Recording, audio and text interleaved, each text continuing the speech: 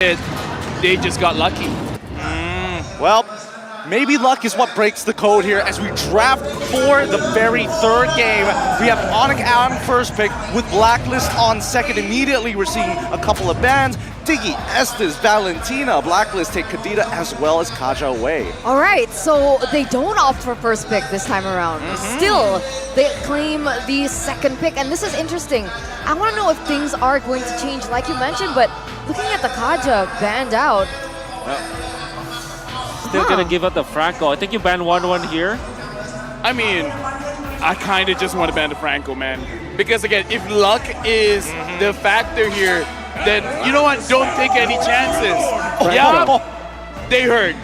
Leo said they will adjust. Yep, they are definitely adjusting. I was going to agree with LaFell that maybe they should get rid of the Franco at this point because it felt like half the time it was the X factor that made the difference. The reason why they banned out the Franco is that it says because the Valentina has been banned out by ONiC, right? They know that eventually the Joy will be the priority for ONiC, but that means that Joy as well as 1-1 is going to be the priority for ONiC.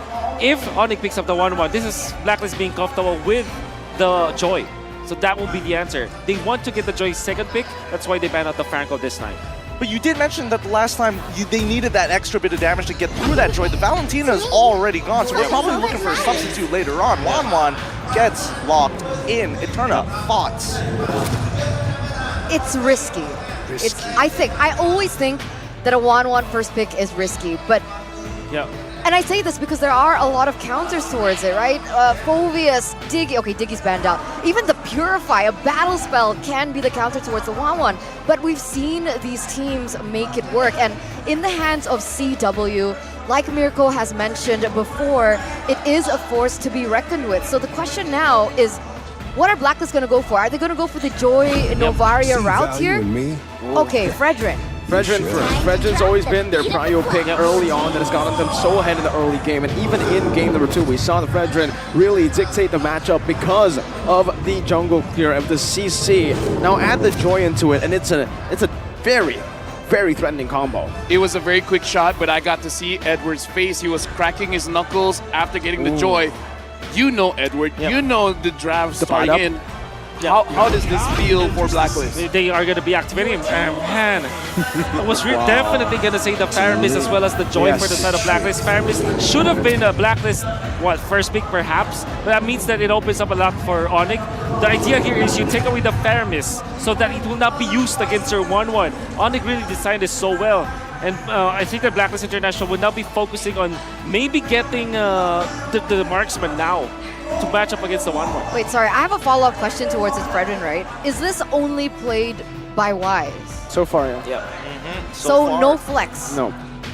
Not going to be a flex. I don't think they want to be able to put like a sandbag on Edward as of right now. We need a playmaker, right? It has to be effective. It needs to be able to start really threatening CW because for the past 2 games, he's gotten way too much without getting punished. Right now, honestly, I have questions as well because the Fredrin has been picked up.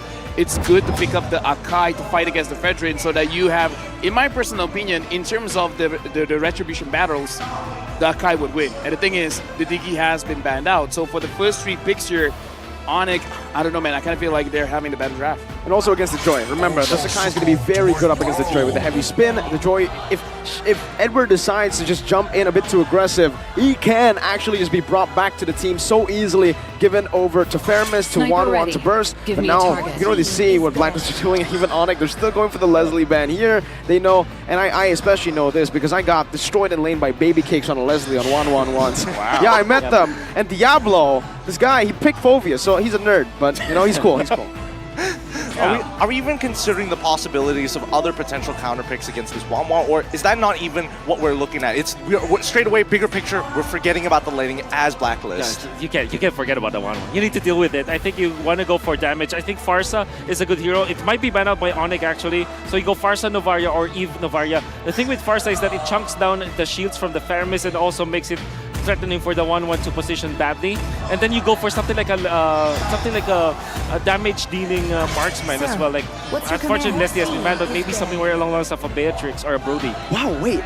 I'm sorry, Fanny. So they think the Akai can be flexed. That's what I wanted to say. Wow. That's what I wanted to say. Need some stitches? That's why I asked, can Fredrin be flexed? Because the first 3 picks, if it can't be flexed, then it's very clear where all these heroes are going. Whereas for the side of ONiC, it's a little bit more gray area. Sure, the 1-1 is definitely going to the gold lane, but this Faramis and this Akai is a little bit 50-50. Faramis definitely not the style of Keyboy, but it still can be flexed into perhaps maybe the EXP lane, right? So we're not really sure which direction it's going. It seems like Blacklist are picking up on that.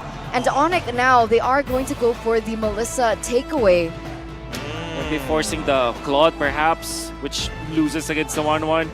The best hero that can get Beatrix, and they will take it. But this means that ONiC can just go something like even Natalia, as well as somewhere along the lines of a Masha in this particular game. You know, that's a really good matchup, actually, that if they want to go for it up against the Beatrix and even the Navaria, then Natalia is going to give them a lot of problems. But I can't help but feel, you know, this Akai can be flexed into the robe, and it's going to be Kyrie on his signature Haya. Two very easy backline targets to go for here. It's going to be the Yuzong locked in as well, so it is just between the roamer and the jungler. If they want to go for something different, it should be the Cho. Beatrix, you cannot bring Purify on this Beatrix, so with the Cho, you do have a lot to say. Up against the Joy as well, it is going to be a very good pick because you can lock them down.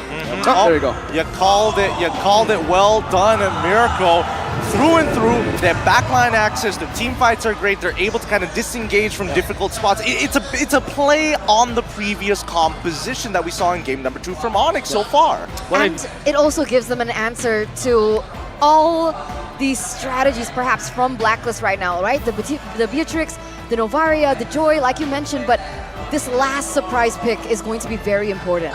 It's just Farsa or Eve, I think, for Blacklist. They need that. But what I really like about this Yuzhong is that even when it's Eve or Farsa, it looks bad on Blacklist International. But at the same time, they're left with no choice. They need some sort of nuke damage. And if I had to choose between Farsa and Eve, I would also go for Eve as well. Anti-CC just to be able to protect you for a couple more seconds. Maybe try to make that impact before you